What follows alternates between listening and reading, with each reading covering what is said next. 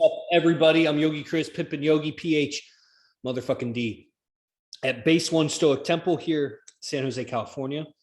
And I moved here from Texas, from Florida. I don't really know because it happened kind of at the beginning of COVID. And I was a migrant all around the United States for 3 years. So really, I had different permanent addresses. I had a Texas address on my Florida driver's license. I had a business in Florida, but I had my permanent mailing address in Texas. But I was spending more and more time in California. And I decided to move here. It was not a difficult decision at all. The decision was a timing thing for me, and the timing was just never right. And I wanted to make it right. I was so interested in making it right, making it work. A lot of guys had failed before me. Failed at what? Moving to San Jose and being around Arash and gaming with Arash and learning the science from him. They came and they went and they burned out in the process or something. Something in them didn't cleanse or whatever. This is healing masculinity. And so I made it. I made it successfully. Very soon after me, unbeknownst to me, not within my awareness that it was going to happen, Demigod shows up. He drove from Memphis, Tennessee, after he came back from war, spent a month with his family, packed up his stuff, came to San Jose. Recently, Shamir Khan from Dallas, Texas, took up that drive. You know, his drive here probably followed a lot of the same highways that I took here from Houston. And at some point, all of our roads converged. And that's what I'm here doing this podcast with Shamir and Demigod, who now both live in San Jose. Demigod lives with me with AZD here at Base One. And so I wanted to get a cap on their journey. You know, Shamir is more recent, so here about 1 or 2 months or 3 months. And Demigod is, you know, as long as I have. So since June 2020, about 15, 16, 18, I don't know how many months. And, you know, I'm just checking in with them and seeing what it's all about. So Shamir, I see you right up front, right up next to the camera. What's going on with you, man? Well, man, where do I begin? We were going over the IMC rankings today, and I think you were near the top. Wow. That's really fucking dope. Yeah.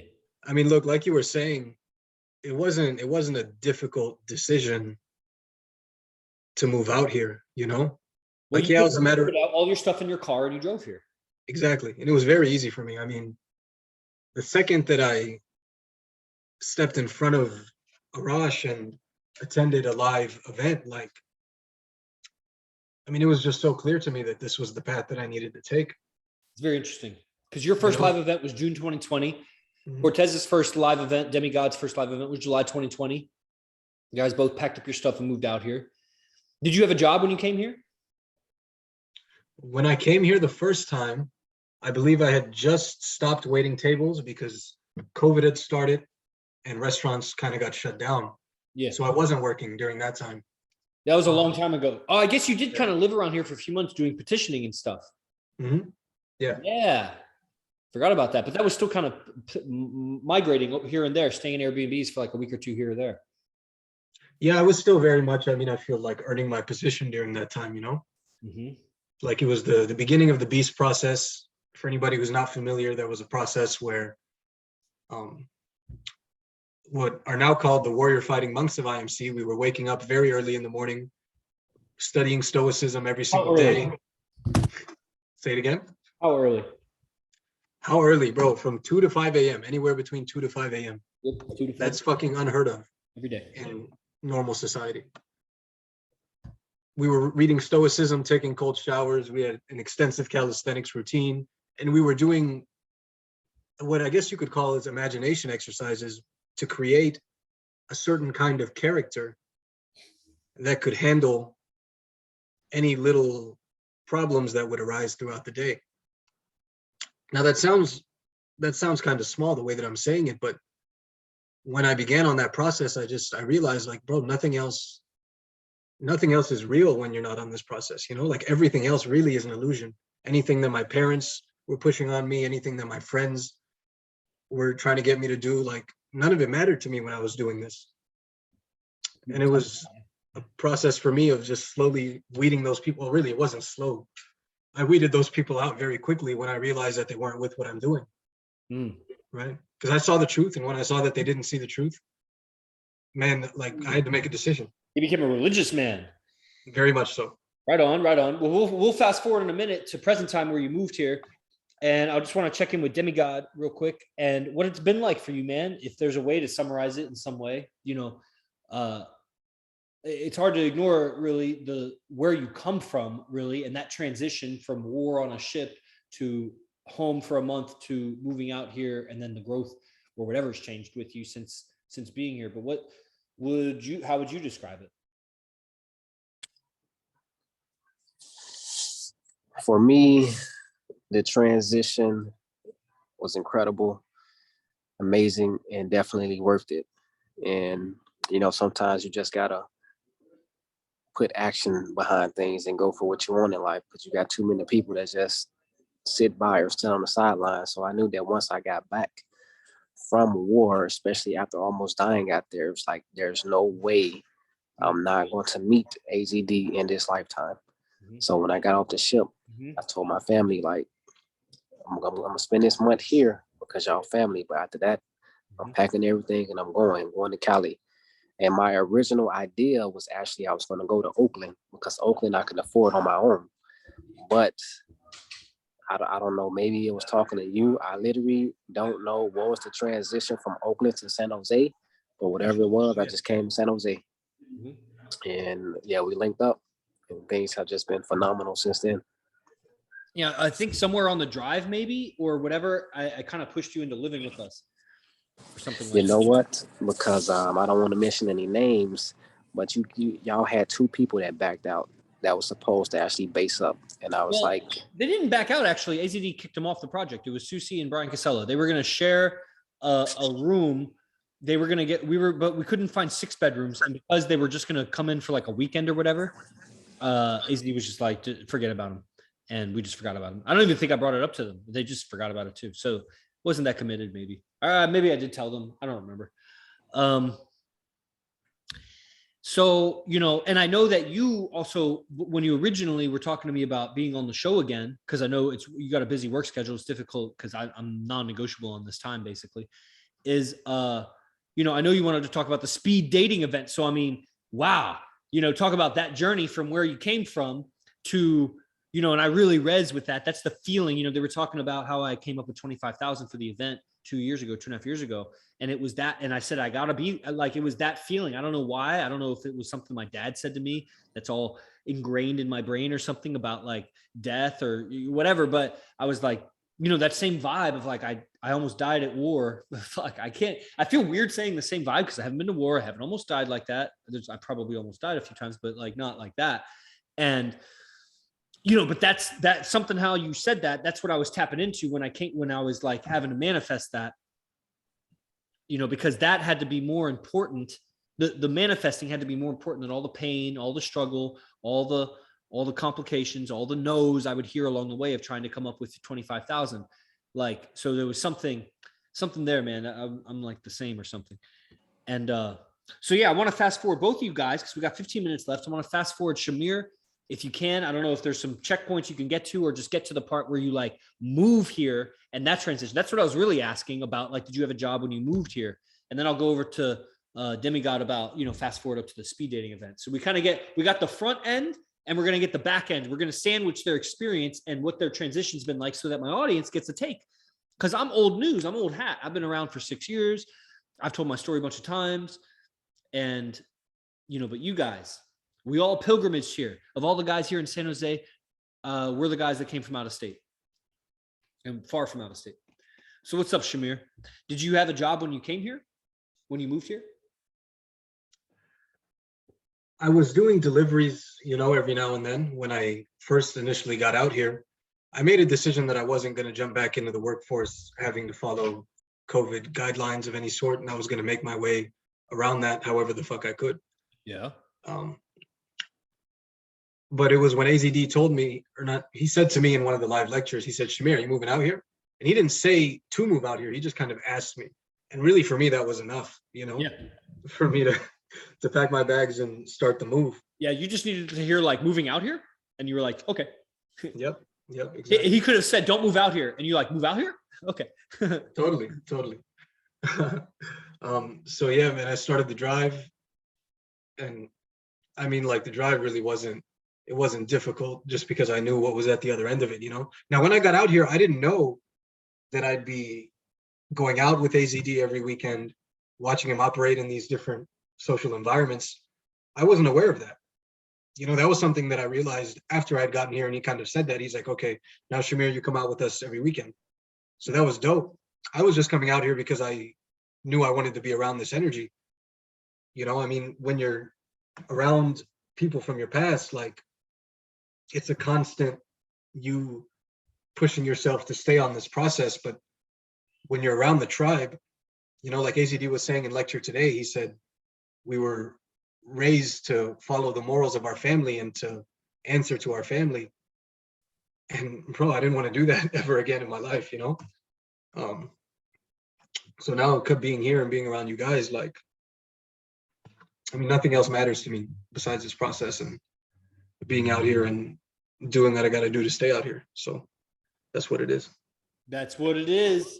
Right on. Maybe if we have time, we can come back over to you and talk about the future. Mr. Demigod QC, brother. So if there are any transitions, any key moments along the way, and if you want to just like fast forward, somehow transition us to the speed dating event, the Millionaires Club that we did just a couple of weeks ago. I know you have some takes that you want to give us.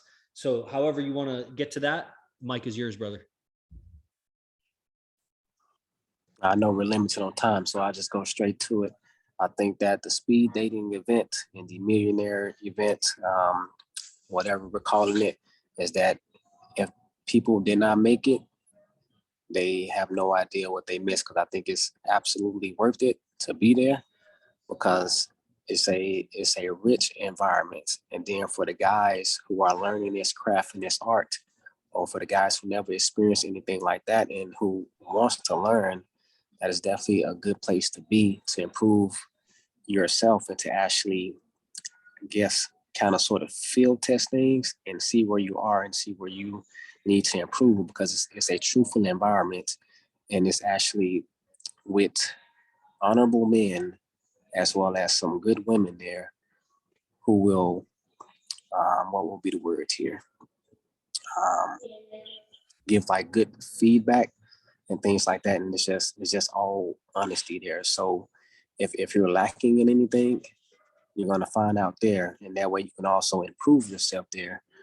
But the most, I guess, wonderful thing about that night for me is seeing everybody interact, have fun, and just be themselves. Because, you know, some of the girls, they dance and people misjudge them and people misjudge us, you know, so especially when it comes to AZD, there's definitely rumors out there, negative things, and even myself, rumors about me, negative things about me.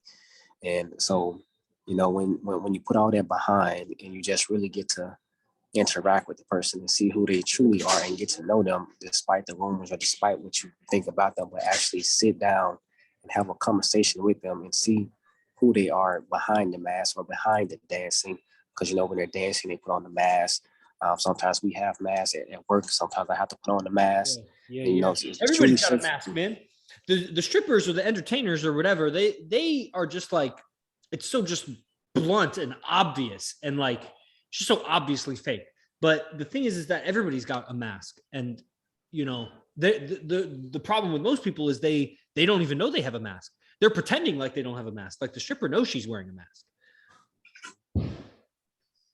Yeah. And even that, even when you said it's like very obvious, like when they're entertaining, I think that's also a good environment to be in, just to see how you yourself interact with that, I guess, obstacle, because it's all an obstacle to overcome to actually get to know that person. And even just a regular woman, when they have their defensive shields up, that is also an obstacle to overcome. So you definitely just being in that environment and actually getting to actually know the person and just put all the judgments and just throw all that out the window and just truly get to know the person and each other and actually improve. Yeah, man. You remind me of Smoke from Mortal Kombat. I actually got to look into that character more. Smoke was he's more of a newer character. I'm like just like first original generation Mortal Kombat. So when Smoke came out, I actually didn't know too much about him. Yeah. Right on. Well, that's just how I see you like shifting around and how you like come in and out of screen, how you talk, how you move. It just reminds me of Smoke. Right. Okay. Doesn't have you ever thought, AZD, that Demigod reminded you? Do you know who Smoke is from Mortal Kombat? Yeah. I think of Demigod as kind of like Smoke. It's a real good character for that. Yeah. Yeah, I can see that for sure. All right, Shamir, brother. So you're here now. What's your creations, man? What are you looking at? What are you looking at for the next couple of years? We got 5 minutes before the gathering, guys. If you're not on the gathering, Miran, Usario, you were telling me you were going to make a payment to do that. Monkey King, Josiah, you guys. I'm calling you guys out. So, join. All right, Shamir. Yeah, what's your creations for the future, brother? What do you think? Brother, continuing to, how do I say it? I want to use the word perfect my craft, and this art that we're learning, this art of seduction, this art of influence, of social dynamics. I mean, you begin to feel like like an alien out in the world. That's true. And just continue, for sure. And just continuing to study and making myself more and more dangerous through this art form. It really is what it is. Mm-hmm. As far as creations, I would love to teach people, and I already have started a little bit, but I would love to make that something that I do for life. That Yep. I'm gonna make that happen for everybody. Master myself was just on apprentice meeting. He knows we're getting things set up, and I'm just gonna have too much on my hand, too much to handle. I'm not gonna have enough. I don't have enough time to handle all that stuff. So I'm gonna have to hand it over to other coaches, the guardians, you guys that live here. That's just how it's gonna have to be. So for sure. Yeah, brother, absolutely. Teaching this art form, passing on these teachings of AZD that the world could benefit from, but maybe they won't right now, because when they see somebody like him with tattoos and fuck you on his eyelids, they shut themselves off in some way. So we're now developing a team, you could say, of people who all look very different. They're completely different characters. They communicate differently. But ultimately, at the core, it's the same message, So pick your poison. That's true. Yeah, that's pretty cool. You could even start just by messaging people and get it going. Get it going, people on your social media or whatever. The gathering that's coming up, it's really a good opportunity because there's 5 weeks until the gathering. Now it's 4.5 weeks. So there's a lot of advanced lectures and build up until then. You get more value, even though it's the same price as last month, which was 4 weeks in between. And then the event is pretty dope. Osiris, the language of pure dominance.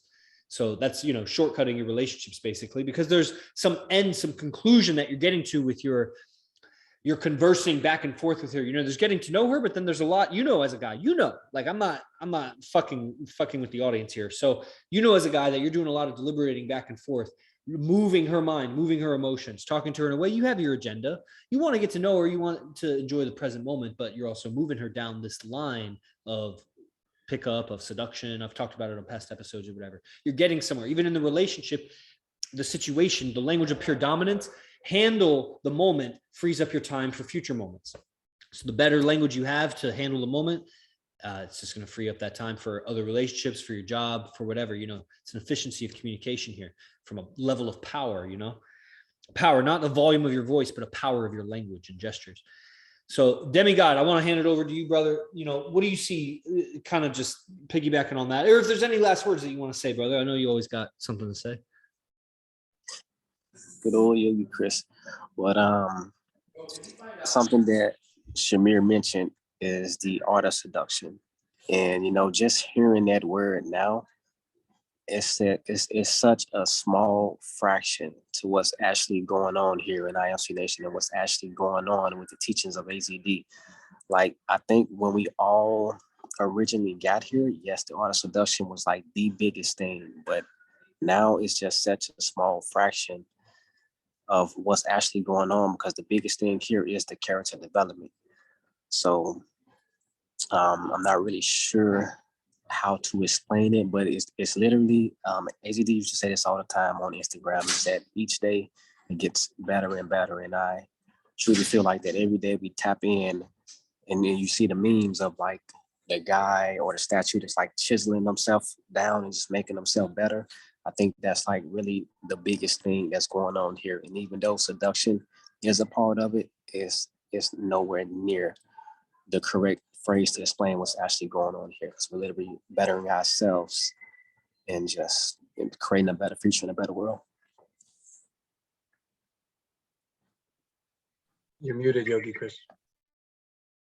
Right on, right on. Yeah, I was thinking of like sculpting your character. It's like sculpting our character, you know, through life and all that we're doing, business, relationships. I mean, what else is there? It's really distilling it down to these like core priorities and having an integrated lifestyle so that you're not dispersing or dissipating energy in these things that aren't aligned, you know?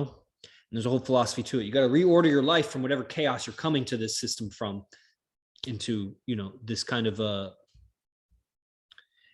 energy generating lifestyle. Creates energy because it's all integrated. It's just the mechanics of it. I could explain it more on another time. That's the end of the show. Everybody like, follow, do all the writing reviews and stuff on all the podcast apps. Thanks Demigod and Shamir for being on. And we're going to the gathering right now. Os, everyone.